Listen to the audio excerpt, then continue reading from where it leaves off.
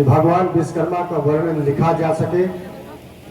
हिमालय पर्वत के पास इतनी बड़ी कलम नहीं है कि भगवान विश्वकर्मा के बारे में उनका वर्णन लिखा जा सके।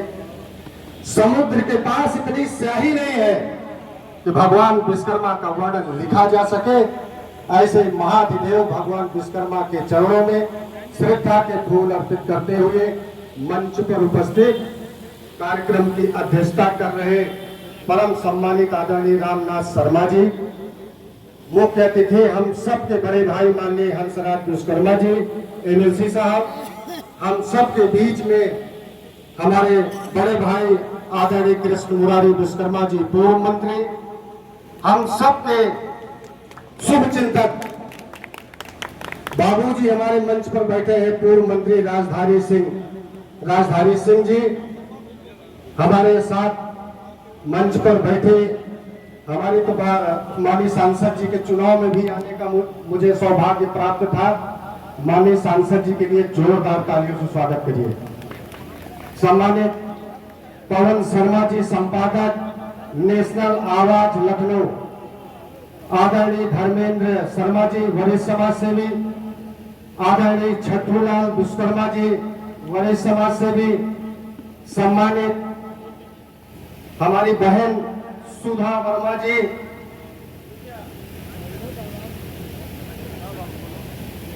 हमारे बीच में हमारी बहन श्रीमती सुधा वर्मा जी, हम सब के बीच में बड़े भाई लव कुश विश्वकर्मा जी, हम सब के चिंतक लाल बच्चन शर्मा जी, आदरणीय विनोद शर्मा जी, भाई शशिकांत शर्मा जी, छोटे भाई शशि चंद्र शर्मा जी, हम सब के शुभ चिंतक आदरणीय राजेश विश्वकर्मा जी शासकीय अधिवक्ता, हमारे बीच सियाराम शर्मा जी, और इस कार्यक्रम की जो पूरी रूपरेखा, पूरा जो नक्शा बनाया, हम सब के छोटे भाई आदरणीय मार्कंडे जी, मंच पर उपस्थित मेरे पिता तुल्य बुजुर्गों, सभी को मैं हृदय की गहराई से प्रणाम करता हुआ मंच के सम्मुख मेरे पिता तुल्य बुजुर्गों, हनुमान रूपी मेरे नौजवान साथियों, मातृशक्ति, गीतकार, संगीतकार, सुरक्षा में लगे सुरक्षाकर्मी, पत्रकार बंधु, हम आप सबका पवित्र मन से स्वागत करते, वंदन करते, अभिनंदन करते हैं। सम्मानित साथियों, मुझे पता है इस पांडाल में या पांडाल के बाहर जितने लोग हैं, करीब करीब ये हमारे ब्लड है और भारतीय जनता पार्टी के लिए ही आए, ये भी तय है। आज हम राजनीति नहीं करेंगे, लेकिन आज हम अपने परिवार में आए हैं, तो हम अपने परिवार के बारे में, इनके सुख दुख के बारे में बात करेंगे।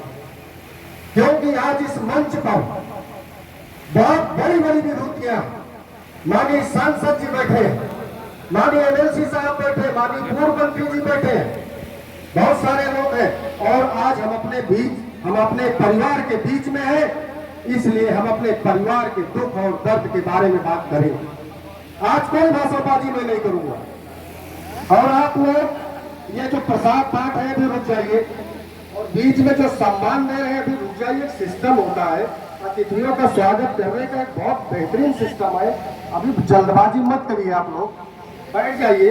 इसीलिए मेरे समाज को कोई सुनता नहीं है, लोग बोलते हैं चले जाते हैं, कोई अमल नहीं करता, और पूरे देश में सिलसिला चल रहा है।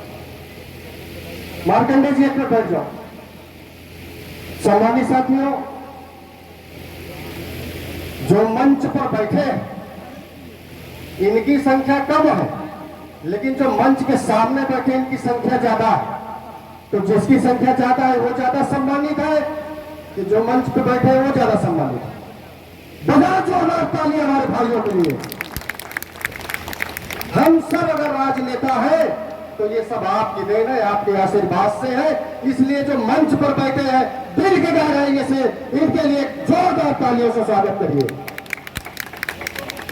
मेरे सम्मानित साथियों, अभी आपने देखा होगा हमारे ही समाज में लोग आते हैं, हम भगवान विश्वकर्मा के वंशज हैं, हम सेतु समुद्रम बना डाले, हम धनुष बना दिए, भगवान राम की शादी हो गई, हम तोप बनाते हैं, लेकिन विधानसभा लोकसभा में एक भी तोप बनाने वाला, एक भी सेतु समुद्रम बनाने वाला आदमी नहीं है। बड़ी बड़ी विभूतियां देखी हैं। आज हम आप लोगों की तरफ से मांग करते हैं कि माननीय सांसद जी जाए लोकसभा के अंदर, लोकसभा में विश्वकर्मा समाज के इस दुख दर्द की बात को उठाए और उसी लाल किला से अगले 15 अगस्त के दिन माननीय प्रधानमंत्री जी से कहे कि विश्वकर्मा समाज का वो शब्द जो आपने नाम लिया है, ये पूरी दुनिया में आपने सम्मान बढ़ाने का एक योजना और जोड़ दीजिए, लोकसभा की सीट निर्धारित कर दीजिए और विधानसभा की सीट विश्वकर्मा समाज की निर्धारित कर दीजिए। ये पूरे भारत में बहुत बड़ा काम हो जाएगा। ये माननीय सांसद जी से मेरा अनुरोध है। सम्मानित साथियों, बहुत प्रिय हम लोग आए दिन लेते हैं, कई समाज में घटना घटती है, तो जाते जाते मैं आपको एक शब्द और बता दूं, महेंद्र विश्वकर्मा के लिए पार्टी मायने नहीं रखती। पहले ये मेरा समाज है, फिर मेरे लिए पार्टी है। और जब महेंद्र विश्वकर्मा आपके लिए काम करेगा, आप सब नेताओं के लिए काम करेंगे, तो हम भारतीय जनता पार्टी की सरकार पूरा 2024 में बनाने जा रहे हैं।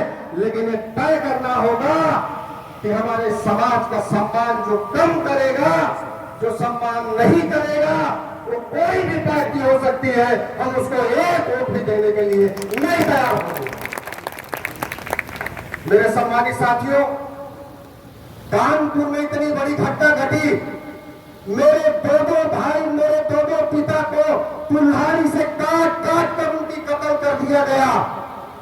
मामूली पीड़ा, 5 लोगों को उनके पैर को काट दिया। भगवान से शुक्र मनाओ कि वो जिंदा है।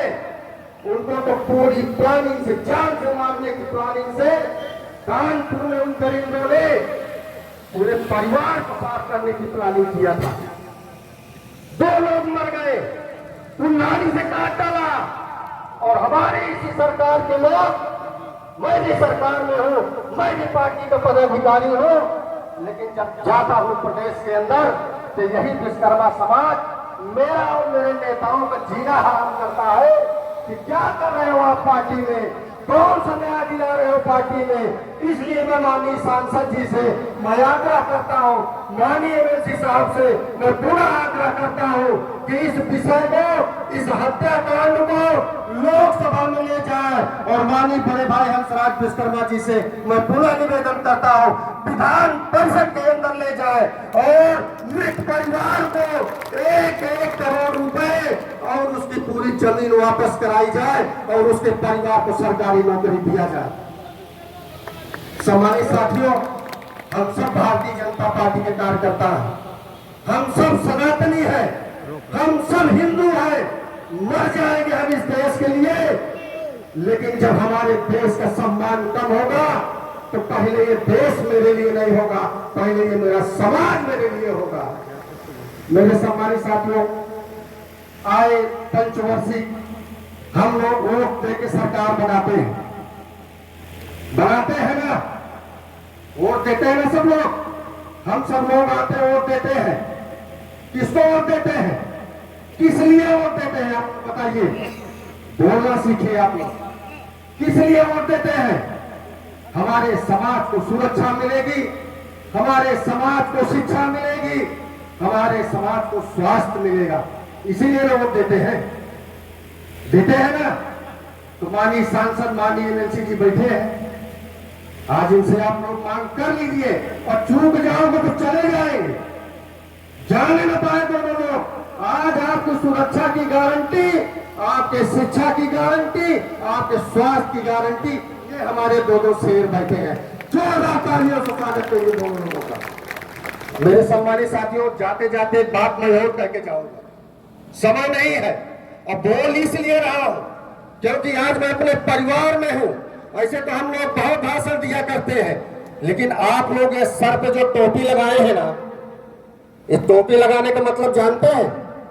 क्यों टोपी आपको मार्कंडे जी ने टोपी क्यों पहनाया बताइए, क्यों पहनाया? इस टोपी का अर्थ मालूम है? इस गमछे का अर्थ मालूम है? टोपी आपको इसलिए पहनाया गया, ये आपके सर का ताज है। ये सर का ताज, ये आपके समाज का सम्मान है। आपकी बहन बेटी के साथ बलात्कार हो जाए, आपकी हत्या हो जाए, आपकी जमीन कब्जा हो जाए, तो ये सरताज का क्या मतलब? इसको अगर पहने हो तो आप सब लोग कसम खा के जाइएगा कि आज के बाद से हमारे विश्वकर्मा समाज की बहन बेटी के साथ बलात्कार अगर कोई करने की कोई कोशिश करेगा तो हम उसको उसी भाषा में समझाने का काम करेंगे। पुराण और पुराण दोनों में लिखा है, समाज के सम्मान के लिए, हक अधिकार की लड़ाई के लिए तलवार उठाना पड़े तो उठा लेना चाहिए। लिखा है ना? किसको डरते हैं आप? मेरे सम्मानित साथियों, समय बहुत कम है, लेकिन जाते जाते मैं एक बात आपको कह के जा रहा हूं। पहले मेरे लिए समाज है, बाद में मेरे लिए पार्टी है, और फिर मैं आऊंगा। और आप सब लोग हाथ उठाइए और यहाँ को बोलिए कि आज के बाद हम बढ़ई, निहार, ठठेरा, मूर्तिकार, इन पांचों में हम अपनी बहन बेटी की शादी करेंगे। करेंगे ना? उठाइए हाथ, आप उठाइए। जो शर्मा रहे हो क्या? लगा जो जयकारा भगवान विश्वकर्मा का। बोलो भगवान विश्वकर्मा की, बोलो भगवान विश्वकर्मा की। अभी कुछ लोग केला खा रहे हैं, कुछ लोग प्रसाद खा रहे हैं। इनका तो ऐसे बलात्कार हो, ऐसे इसीलिए जमीन कब्जा हो रही, इसीलिए हत्या हो रही है। आपको कमर कसना पड़ेगा, महेंद्र विश्वकर्मा, कृष्ण मुरारी विश्वकर्मा बनना पड़ेगा, हंसराज विश्वकर्मा आपको बनना पड़ेगा, त्रिपुरारी विश्वकर्मा बनना पड़ेगा। मैं एक शब्द कह के जा रहा हूं, बहुत समय ले लिया। गंगा की कसम, जमुना की कसम, सतलज का मुहाना बदलेगा। गंगा की कसम, जमुना की कसम, सतलज का मुहाना बदलेगा। कुछ तुम बदलो, कुछ हम बदले, विश्वकर्मा समाज का ताना बाना बदलेगा, विश्वकर्मा समाज का ताना बाना बदलेगा।